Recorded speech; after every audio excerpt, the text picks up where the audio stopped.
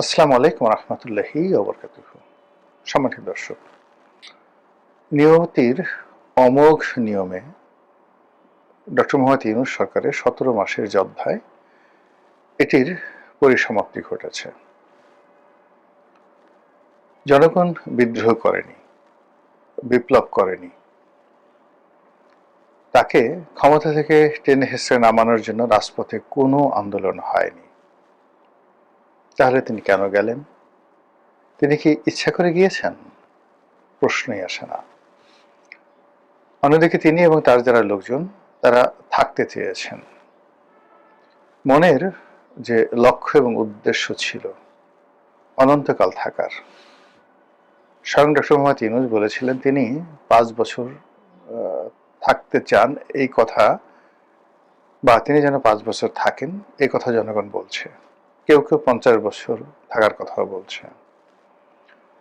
তার এই সরকারটির নাম ছিল অন্তর্বর্তীকালীন সরকার। দেশি বিদেশি বিভিন্ন সংবাদ মাধ্যমে তিনি সাক্ষাৎকার দিয়ে বলছেন তার কোন নির্দিষ্ট সময়সীমা নেই।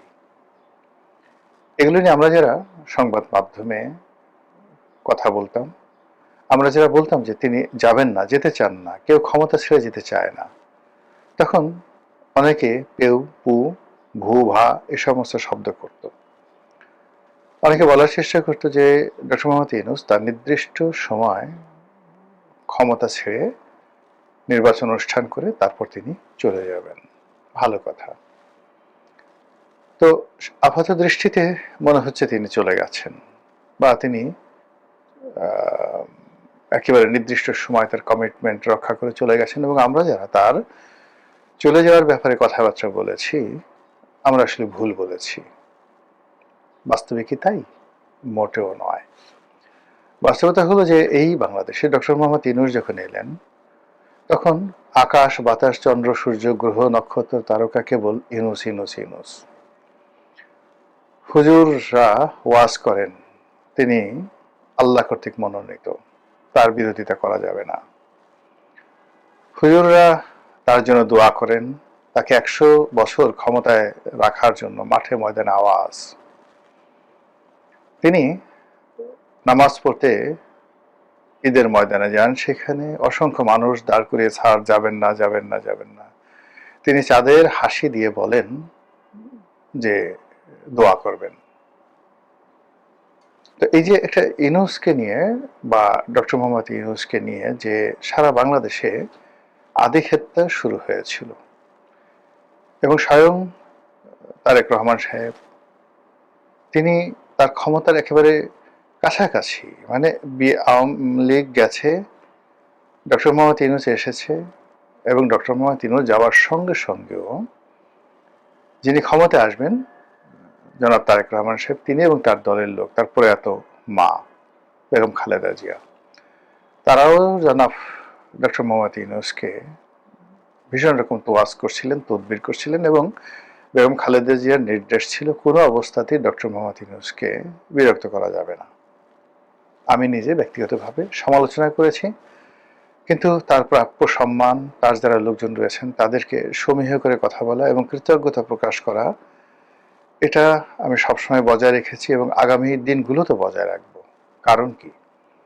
কারণ হলো আওয়ামী লীগের শাসন আমলে ২০১৪ থেকে একেবারে ২৫ পর্যন্ত ১০টি বছর যে জুলুম এবং অত্যাচারের শিকার হয়েছি, যে কষ্ট পেয়েছি, যে আতঙ্ক, অজানা শঙ্কা আমাকে তাড়া করে ফিরেছে, তার থেকে যে মুক্তি, সে মুক্তি মিলেছে আগস্ট মাসের ৫ তারিখে। ফলে আমি আওয়ামী লীগের পতন, মানে যতটা না চেয়েছি তার চেয়ে বেশি আমার মুক্তি চেয়েছি। তো আমাকে আল্লাহ সেই মুক্তি দিয়েছে, যে ওছিলায় আমার মানে মুক্তি ঘটেছে। আমি সারাটা জীবন তাদের প্রতি কৃতজ্ঞ থাকব। এবং এখন দেখুন তাদের ক্ষমতা নেই, আমি এখন তাদের ব্যাপারে কি বলি আপনারা লক্ষ্য করবেন। তো যেটা বলছিলাম যে আওয়ামী লীগ জামানাতে আওয়ামী লীগের সমালোচনা করেছি, আওয়ামী লীগ ভালো করুক। এর কারণ হলো যে আমি তো ২০১৪ সন থেকে আওয়ামী লীগের সঙ্গে ছিলাম না, কোনো রাজনৈতিক দলেই ছিলাম না, নির্বাচন করিনি। তো ২০১৮ সনে এসে শুধু মনোনয়ন চেয়েছিলাম, আওয়ামী লীগের পাইনি, সেটা একটা ব্যতিক্রম ঘটনা। এজন্য আমি বিএনপিতে যোগদান করে বিএনপির মনোনয়ন নিয়েছিলাম। কিন্তু 14 থেকে 18 সন পর্যন্ত তো আমার কোনো দলীয় পরিচয় ছিল না, কিন্তু আমি চাইতাম যে আওয়ামী লীগ ভালো করুক। এই জন্য সমালোচনা করতাম ইতিবাচক অর্থে, যা আওয়ামী লীগের লোকজন গ্রহণ করতে পারেননি। একই ঘটনা আমার ক্ষেত্রে ঘটেছে, হয়তো আমি ভুল, কিন্তু এই যে ইউনূস সাহেবের পতনের পরে আমার কাছে মনে হচ্ছে আমি সঠিক। একেবারে প্রথম দিন থেকে ইউনূস সাহেব যেদিন শপথ নিলেন আগস্ট মাসের 8 তারিখে, তার 5 দিন পর থেকে, বা 5 দিন না, ঠিক 1-2 দিন পর থেকে আমি সমালোচনা করা শুরু করলাম। যদি সেই সরকার সমালোচনাগুলো শুনতেন, তাদের বিদায়টি হতো চমৎকার, সুন্দর, সম্মানজনক এবং আনন্দদায়ক। আমরা অনেকে অশ্রু সজল নেত্রে তাকে বিদায় জানাতাম এবং তার সরকারের সকল কর্মকাণ্ডকে আমরা সার্টিফাই করতাম। কিন্তু এখন আমরা কি বলছি? তিনি চলে গেছেন, এটা সঠিক নয়। তিনি স্বেচ্ছায় সজ্ঞানে চলে যেতে বাধ্য হয়েছেন। তার যারা নিয়োগকর্তা, দেশে এবং দেশের বাইরে, সবাই তার ব্যাপারে ভীষণ রকম বিরক্ত হয়ে পড়েছিল। আমেরিকা এবং ইউরোপীয় ইউনিয়ন তাদের সমর্থন তুলে নিয়েছিল।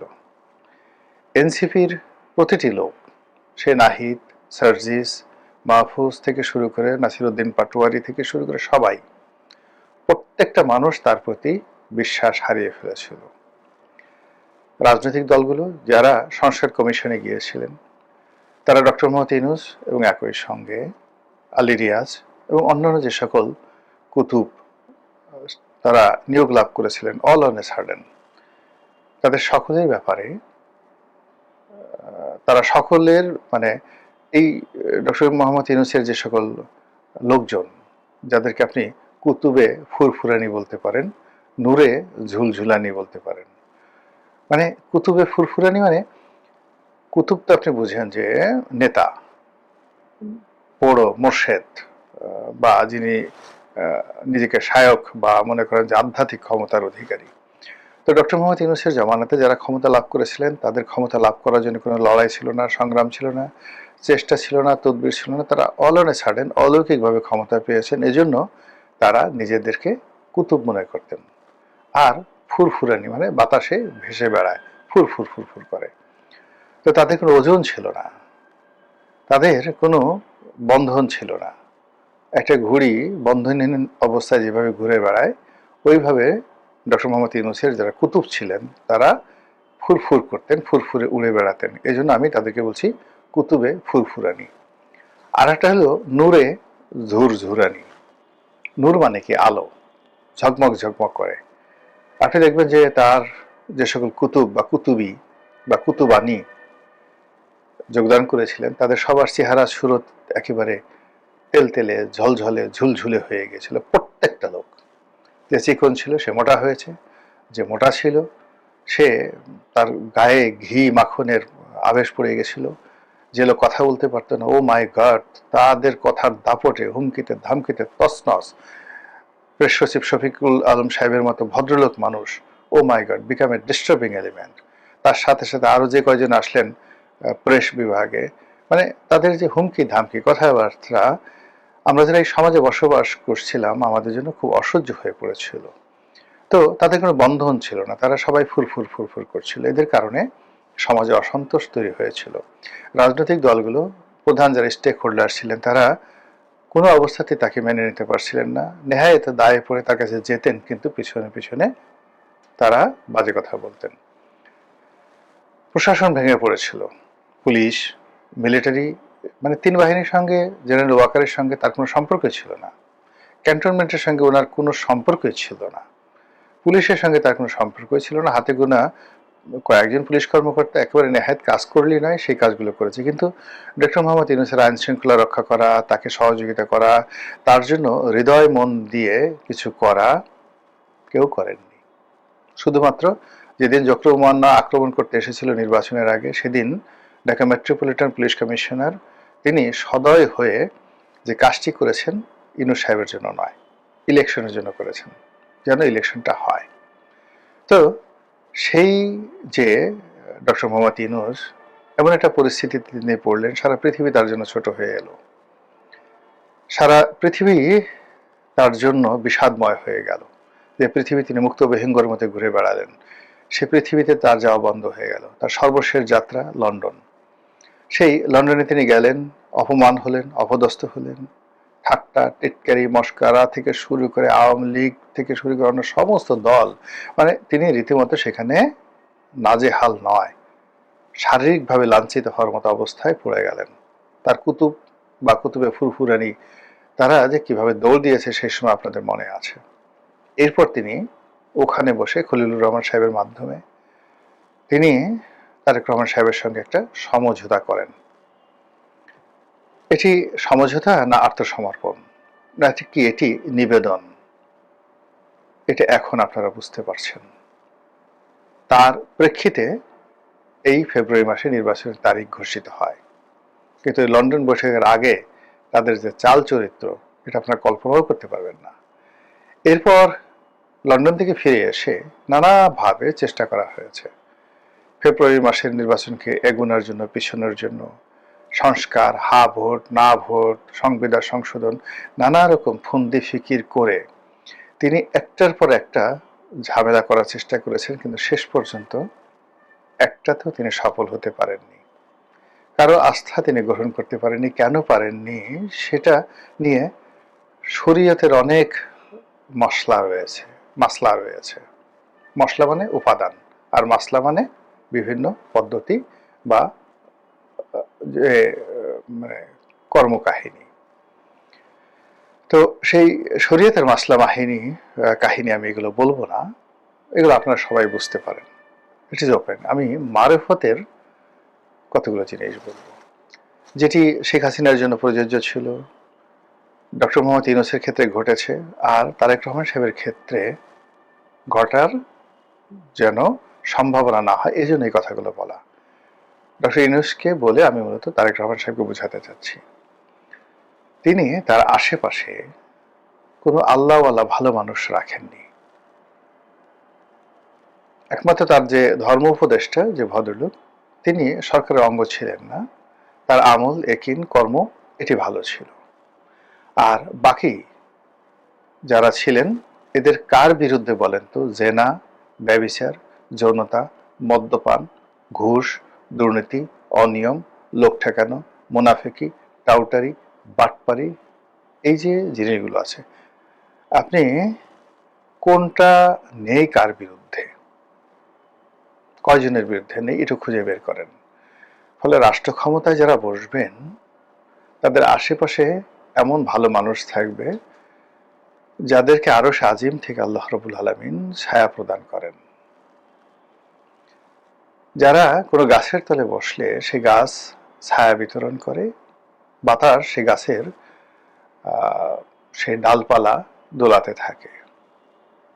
এরকম মানুষ যখন সরকারে থাকে, সরকার প্রধানের পাশে থাকে, আশেপাশে থাকে, তখন সেখানে আল্লাহ রাব্বুল আলামিন রহমত বরকত নাজিল করেন।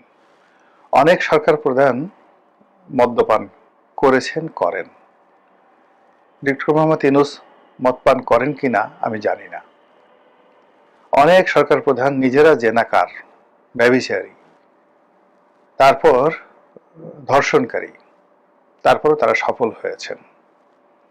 যুদ্ধক্ষেত্র নয়, এমনি প্রকাশ্য সেই গৃহবধূদেরকে ধরে ধরে রাজপ্রাসাদে এনে বহু রাজা সঙ্গম করে তাদেরকে ছেড়ে দিয়েছেন, ধর্ষণ করে ছেড়ে দিয়েছেন, কিন্তু তারা সফল হয়েছেন।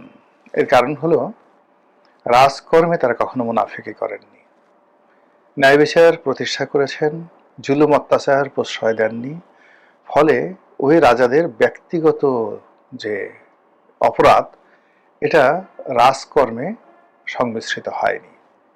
ব্যক্তির অপরাধ কেবলমাত্র তার ব্যক্তি জীবন দ্বারা, হয়তো ছেলে অন্ধ হয়েছে, স্ত্রীর সঙ্গে তার সম্পর্ক ভালো ছিল না, শরীর স্বাস্থ্য খারাপ ছিল, মনের মধ্যে অশান্তি ছিল, কিন্তু রাজকর্ম তারা ভালোভাবে চালিয়েছেন, ফলে বরকত হয়েছে। কে? নুরুদ্দিন মোহাম্মদ জাহাঙ্গীর, সম্রাট জাহাঙ্গীর। কে? আলাউদ্দিন খিলজি, গিয়াসউদ্দিন বলবন। এদের যে রাজকর্মে ব্যুৎপত্তি, তারা ওলি আল্লাহ, গাউস কুতুব, পীর মাশায়েখ, তাদেরকে সম্মান করতেন, মর্যাদা দিতেন, তারপর ভালো মানুষদেরকে আশেপাশে রাখতেন এবং কোনো অবস্থাতে ব্যক্তিগত ক্রোধ, ক্ষোভ, লালসা দিয়ে রাজকর্ম সিংহাসনে বসে ওটা পরিচালিত করতেন না।